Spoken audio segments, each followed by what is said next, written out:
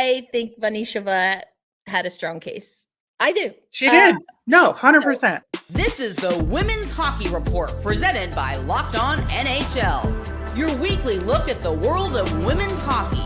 From the PWHL to the international stage, it's the Women's Hockey Report on the Locked On Podcast Network. Your team every day. Hello, hockey fans. So much has happened in the news cycle for hockey, of course, from the international stage to the PWHL, and we will give you the cliff notes. Erica L. Ayala here with Rachel Donner, but let's do our vibe check real quick. Rachel, how you feeling? I'm feeling pretty good. I think, that Boston versus Ottawa game from Thursday night was absolutely bonkers. There was a fight, which I assume we're going to talk about a little bit. But the vibe check really for me is the Boston Fleet bus ride after that they posted to their socials. The driver has a disco ball up in the ceiling, and they were having a great time after winning that game 3-2 in overtime. So love that attitude a lot. Oh, absolutely. Turn it into a party bus. Why not? You win some games. We will talk about the standings, which are different from our last episode. For me, I understand and appreciate the entertainment of fights, and also no. And I think Vanišová had a strong case. I do. She did. No, 100%. So, yeah, 100%. We will definitely talk about all of that on today's episode. But, we recently had another takeover tour in Edmonton, and that did lead to some media availability, virtual and otherwise, with Amy Scheer, friend of the podcast. I caught up with her in Seattle for the start of the takeover tour in the Pacific Northwest. And Rachel, we got some updates on the updates that Amy gave us. So what's the new news about the news? So I feel like, when you're talking about hockey team rebuilds, it's like you're 2 years away from being 2 years away. Well, we're 4 to 6 weeks away from an announcement about what may or may not happen, right? So it's a little vague, but there's a little bit more of a timeline attached to it here. And, based on what Amy had to say, they're going to consider, the fan base, the arena location, all the amenities potentially available to the players, the infrastructure, media coverage opportunity, their economic opportunity, the hockey community at large in those markets. We know that the takeover tour has been part of that sort of fact-finding mission as well. So I think it's going to be really interesting to see what kind of expansion announcement we get at that time. Indeed. So 4 to 6 weeks away from some new news on the news, hopefully. But here's a reminder of the conversation I had with Amy in Seattle. And I very specifically asked about the facilities piece of that, because a lot of those, if you listen to me on Locked on Kraken, you know that a lot of people are expecting the Seattle Supersonics to be announced any day now. It seems imminent as opposed to something that is, we're two weeks away from, the news of expansion. But I think it's interesting how women's hockey is going to fit into a growing landscape, not just on the NBA side, who we're thinking is probably going to expand to 2 teams, but also we're seeing an expansion in women's hockey, which includes the WNBA. Now, that might not have such an effect, but it could if, as Amy has been known to say in the past, the PWHL, for whatever reason, moves to an off hockey season schedule and tries to maybe get some of the things on your laundry list, Rachel, in the NBA, NHL offseason. That could make problems for the women's sports landscape, but it definitely would make sense from a hockey perspective. Here's Amy Scheer. She joined us again during the takeover tour in Seattle at the top of the year. that make it easier when you think of cities that have multiple sports, not just on the women's side, but the men's side as well?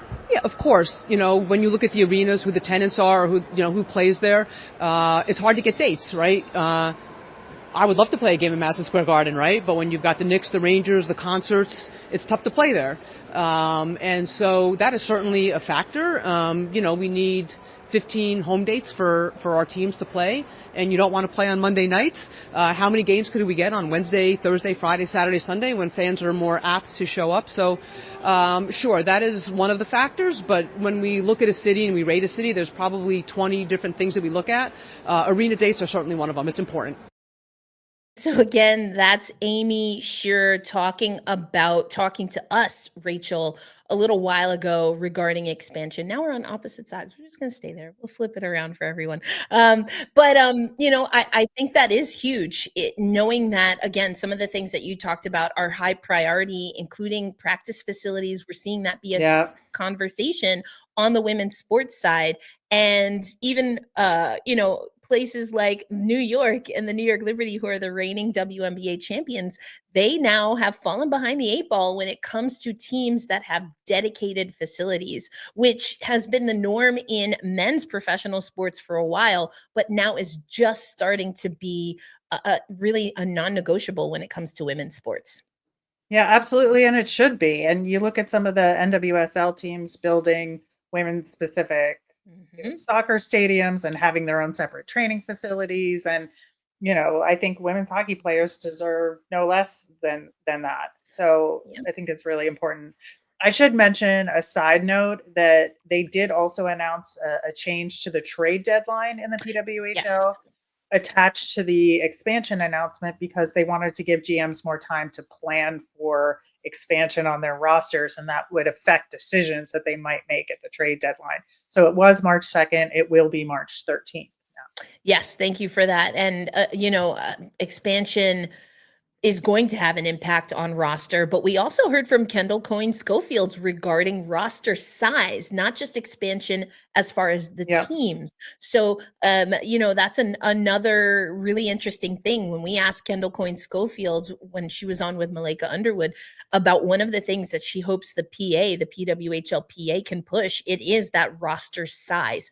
One thing for me is I think we've outgrown the reserve player spot. I think I would love to see the rosters go from 23 to 26. That was a huge part of that conversation. Indeed. So both of those interviews with Amy Scheer and Kendall, Coyne, Schofield, along with Malaika Underwood, you can find on the Locked On NHL channel. We will also link it in the show notes for those on YouTube and listening on your favorite audio platform. But we have other things that happened this week, Rachel, including a shakeup in the standings. Montreal still at the top of the table, but the New York Sirens find themselves at the bottom. Oh, how quickly the tables or the standings have turned. Yeah, it's been really unfortunate for New York. They are definitely in trouble. They had a very strong start to this season, and with the infusion of new talent, specifically Sarah Fillier, I think, there was a lot of hope around this team. And again, they started off real strong. We're getting really good goaltending. Now 6 losses in a row, 20 goals against, only 5 goals for here. And I think, there's a bunch of things contributing to this slide. I would say, the goaltending has not been what it was. We have talked about Corinne Schroeder, but she hasn't been as sharp in net recently as she was at the beginning of the season. I also suspect that at the very beginning of this season, things were unexpected. The team's rosters had shaken up over last year, and it always takes a little while for the league to warm up and people to read each other. And these teams play each other so much that it got to a point where when you only have that one top line with Carpenter, well, you'll talk about that, but with Fillier and Carpenter, and you don't have as much strong play from your depth, other teams are going to figure you out real quick. Yep. And it's something that Toronto kind of alluded to. I feel like we were like, is this shade or what's going on? But no, jokes aside, you and I have talked about this, I feel like really every week, because we just felt like the teams and the performances that they were putting together left something to be desired. And it just felt like the table was going to go topsy-turvy. And this was the week that we got that officially. And so as much as it pains me as a native New Yorker to see the Sirens at the bottom of the table, I also kind of like this for Toronto. So they have leapt up and now, based on win percentage and things of that nature, own the second spot overall. But it's basically, there's a bottleneck between 2, 3, and 4. We'll talk about that. But is this the Natalie Spooner effect? I mean, it's tough. No Sarah Nurse. Right. That being said, we talked about it on the last episode, bringing it back, Natalie Spooner. I mean, I think there's more than just the Spooner effect here, but I don't think it hurts. No, it doesn't. I mean, she's had a huge impact on them in her return for sure. I would say, though, their power play is tremendous. And, they got 3 power play goals in the game versus the aforementioned Sirens earlier in the week. And, when you've got that kind of firepower, and we've known they've had that all season long, it just hadn't manifested to the degree that it has over the last couple of weeks, right? Yeah. I love that. I also love that you mentioned the power because excuse me, let me slow down a little. I love that you mentioned the power play because that is something I have a question about regarding the Sirens. Technically, they come in, or they were coming into that game against Boston with the second best power play, still sits that way. But also 3 of 21 in their last handful of attempts. Like that doesn't sound so great to me. And we have not seen Taylor Gerard utilized on the power play. That was her bread and butter in the PHF. And I just don't, and I see that New York is trying to have a body in front, but it's very passive. They're not getting shots. No, they're getting cleared out real easy. Yeah. Now, you know who could fix that is a player like Taylor Gerard. I'm just saying. What are you going to do? What are you going to do? If the Sirens ever need, an assistant to the assistant coach, call me, beat me.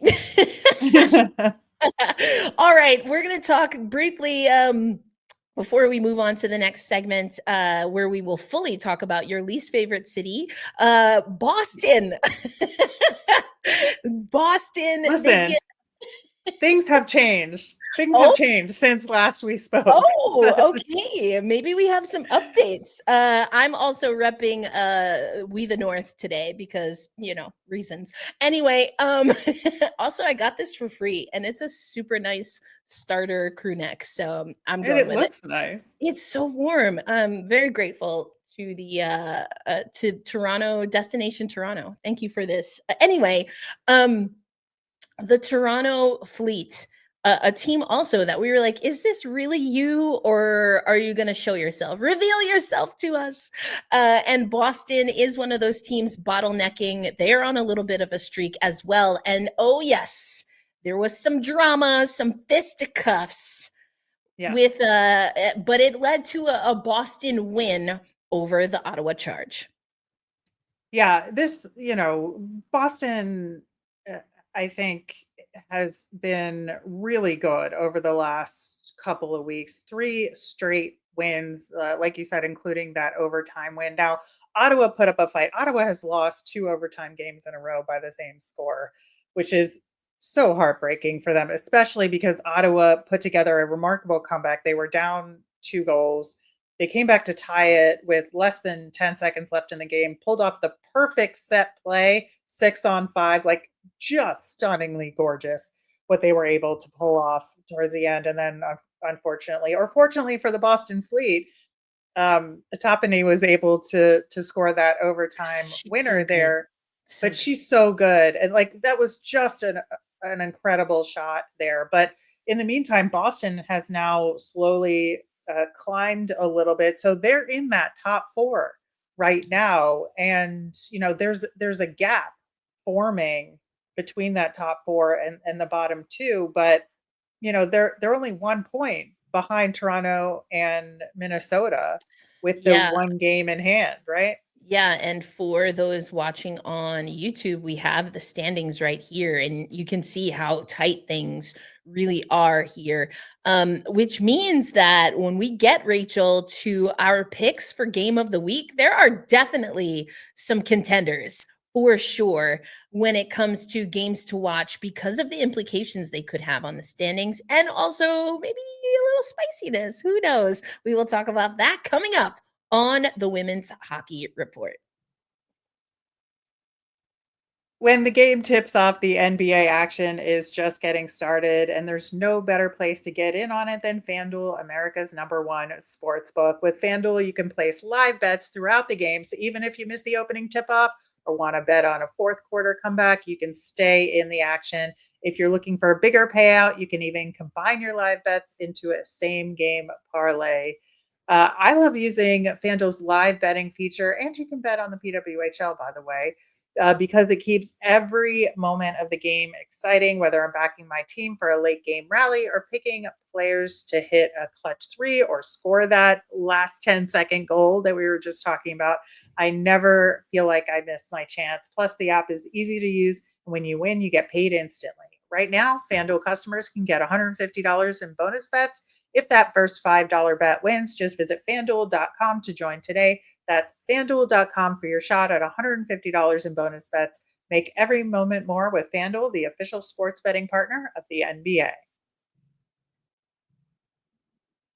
All right. Well, so much again happening in hockey, and that includes Canada once again being victorious over the United States. This time it happened in Boston, and you got to take in all of the action, Rachel. So first, let's just get your reactions to Four Nations before we do a little bit of a compare and contrast between the best on best in a quote unquote exhibition series. We'll get to that. Yeah, well, I talked in the last segment about maybe having changed my mind about Boston a little bit, and this is directly related to my experience here covering the Four Nations tournament games. I've spent a whole week pretty much at TD Garden experiencing the venue, the people, the Boston fans, and I feel like I have a newfound healthy respect for this market and the teams that reside here, including the Fleet, which is why it's been so exciting for me to see them find a lot of success. But yeah, Four Nations was so much fun. And I think that, the men's game had fallen behind the women's game to a large degree because of the NHL's insistence on not participating in international hockey and thus depriving them from having truly best on best in the international competition, where we've been having that all along here in women's hockey, right? That's it. Yes. I truly love seeing the international competition and also how that impacts, at least for us in the United States, domestic play. I think, I can't speak to, I've gone to a few CWHL games, no PWHL games yet in Canada. But, I haven't been to any of the women's leagues in Europe, but there is just something when you put on your nation's colors and crest that amplifies the beautiful game of hockey. And it also might lead to some staged fights. I've heard it a few different ways, Rachel. So before we move on, I wanna get your thoughts here. What were you hearing? Because I heard it a few different ways. It was staged, it wasn't staged, it did have to do with some outside things, it didn't have to do with some outside things. What's your take being boots on the ground in Boston? Yeah, so I wasn't in Montreal where those stage fights took place, or not stage fights, depending on who you talk to. But I think it was definitely something they wanted to kind of get out of their system heading into that first game. And in the preliminary game, it was something they could do, whereas they would not have dared to do it in the final. But I think that, it just kind of helped release the tension and get to the hockey a little bit. And so I don't know that they necessarily planned it, but they planned it in the immediate short term as the game was about to start, is my understanding. And Listen, it was a lot of fun for fans. It got a lot of attention on the NHL Yeah. and this international hockey. And I think, it's something that uh, it's a double-edged sword. I think compared to the women's game, because it's been like a bragging right, I think, for the women's game to have had the actual best on best all Yeah. this time. And, you look at the last couple Olympics where the focus really was on the women's tournament because that was best on best. Yep. And so I think it all of this is going to have some interesting implications for the Olympics next year, surrounding the women's tournament. Yeah, for sure. So let's break it down a little bit. Four Nations versus Rivalry Series. Both are technically exhibitions, right? There is a trophy, there's some medals, but it doesn't count towards anything for qualifiers or for a Stanley Cup, for a Walter Cup, anything of that nature. There are some differences other than it being, the men and boys hockey versus women's hockey.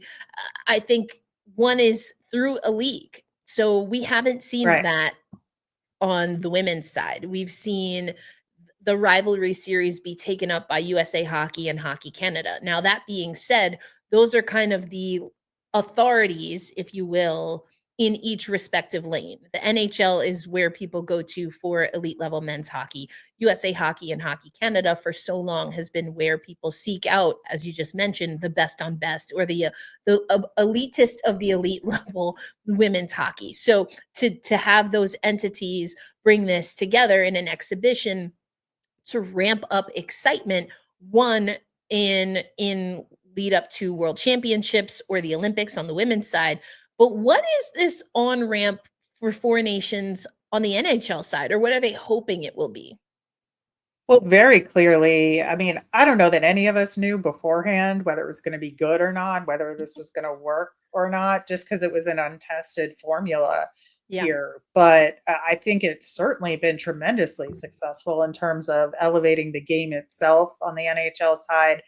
And I think helped heighten some of those rivalries so that when the Olympics comes around, I think the tension will continue to build until next year. Now there's a revenge factor in place for Team USA, right? Sweden-Finland rivalry got exposed on a international stage at, again, best on best that we have not seen in a long time. And I think that's where some of the differences with the women's game, I think that the rivalry series, and I understand there is the series in Europe that we've talked about with other countries, right? Mm-hmm. But I think the rivalry series kind of does a little bit of a disservice without having those other international teams visit North America to have those exhibition games. And I think that's the next step for the rivalry series. Let's add Slovakia. Let's add Czechia.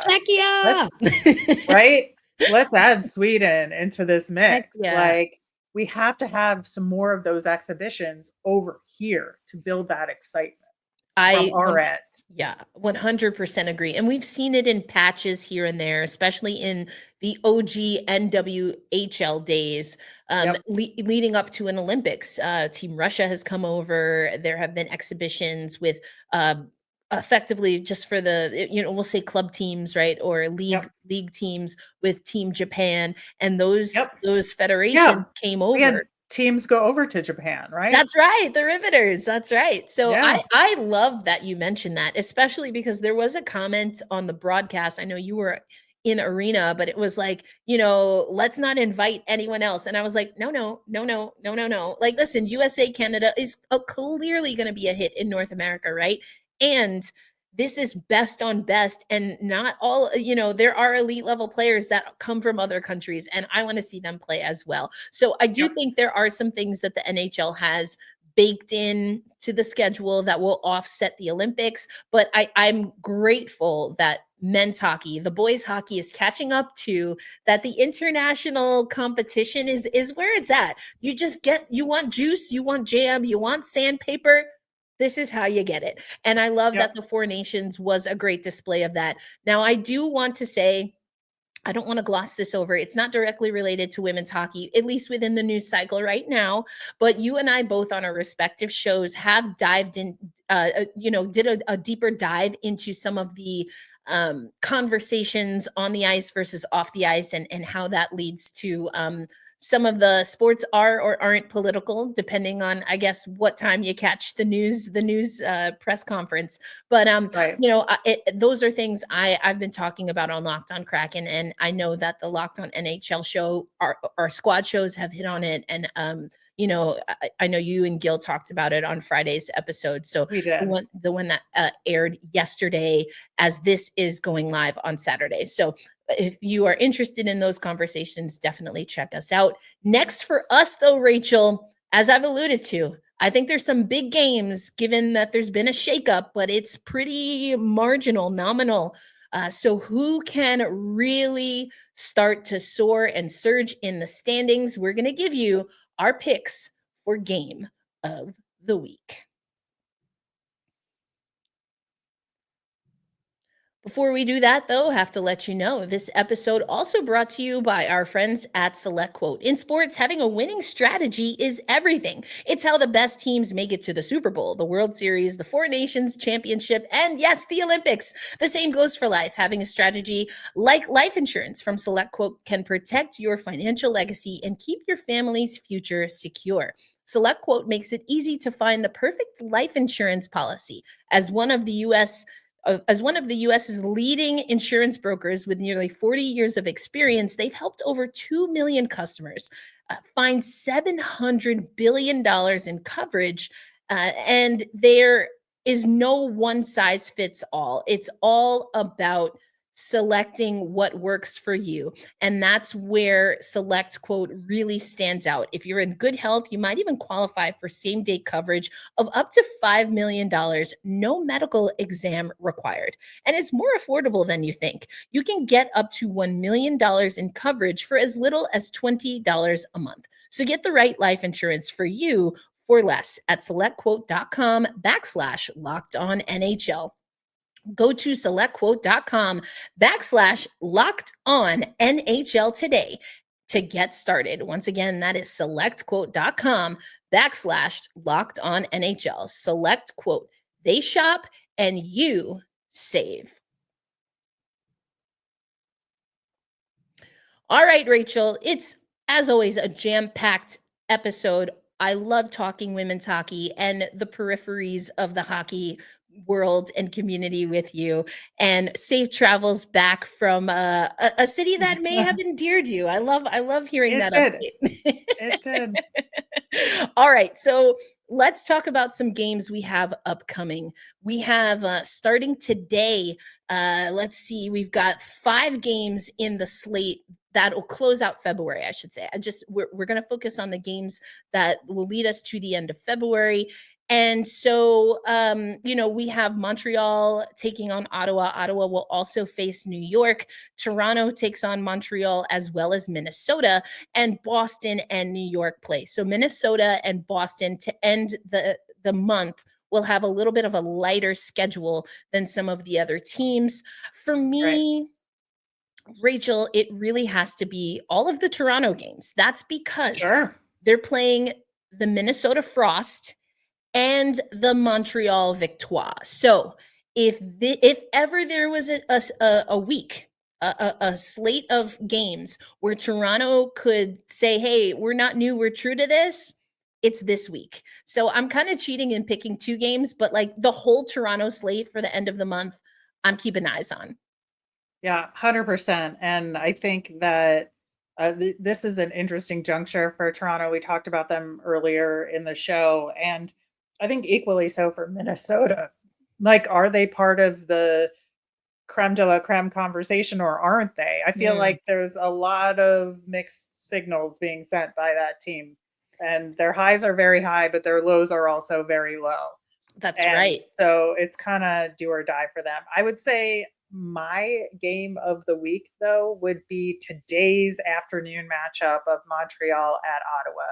Because I really think, again, we talked about it earlier, Ottawa losing 2 overtime games in a row, 3-2. How do they respond to that? Yeah. And can they make a statement for themselves, even if they can't get into the playoffs. Like, this is a good statement game for them to make. And I think the Montreal-Ottawa rivalry is alive and strong in sports in general. And so I think that's huge. Now, on the Montreal side of things, can Marie-Philippe Poulin go through a game and not get fined? That's the question. I know, right? I mean, so much happened that was definitely a speaking point earlier in the week when we were coming up with the rundown. But I mean, a spicy MPP is not to be trifled with. But, Vanišová getting in that fight, we had already talked about her being, the top. We did last week. player last week, and then she gets into the fight. But Marie-Philippe Poulin is like, what about me when it comes to some of this? Yeah, indeed. Two spicy teams. And I like that kind of hockey. And I alluded to it. I'm glad you mentioned Vanišová again, because it allows me to close the circle here. Listen, I don't like hockey fights. I really don't. I could do without them. And I like hockey because it's a physical game. And sometimes, what is it that Mel Robbins says? I was having this conversation with a few friends of mine. She's like, let them. Hey, let people say this. If that's how they think, let them. And my addendum, my little asterisk to that is sometimes you have to let them. Just let them be who they are. Sometimes you have to let them know. And Vanišová, in my opinion, it was time. Like Jillian Saulnier, she went a little overboard, and Vanišová had the time, and she's like, yeah, I'm gonna let her know. So I'm all about letting folks know. Every once in a while, you gotta shake it up, keep things honest, right? Get back to the hockey. So either way, it's going to be another fantastic week in the PWHL. Of course, Rachel and I will give you all of the juice and all of the good bits on the next episode of the Women's Hockey Report. We've already mentioned this, but make sure you're listening to Locked On NHL. Rachel and Gil had a great conversation on Friday's episode. And of course, you can also check out Locked On Fantasy Hockey. Become a fantasy hockey expert and get the edge over your league mates with daily tips from Steal and Flip. Find Locked On Fantasy Hockey, Locked On NHL, Locked On Flyers, and Locked On Kraken on YouTube or wherever you listen to podcasts. But for Rachel Donner, who's about to make her way back to the Big Apple, I'm Erica L. Ayala. Thanks for spending some time with us, and we hope you enjoy this afternoon's game. Until next episode, peace out, everybody.